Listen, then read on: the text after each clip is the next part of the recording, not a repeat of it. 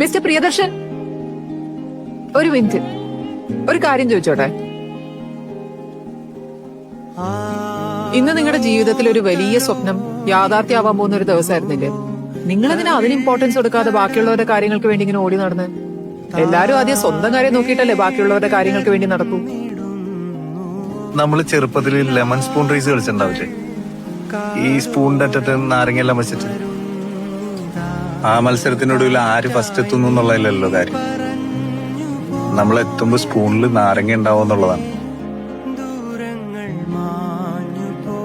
എനിക്കങ്ങനെ എന്റെ ചുറ്റുമുള്ളവരെ വിട്ടുകളഞ്ഞിട്ട് അങ്ങനെ ആദ്യത്താൻ ആഗ്രഹമില്ല. ഇനി അങ്ങനെ എത്തി വിജയിച്ചാൽ തന്നെ അതിലൊരിക്കലും എനിക്ക് സന്തോഷിക്കാനും പറ്റില്ല.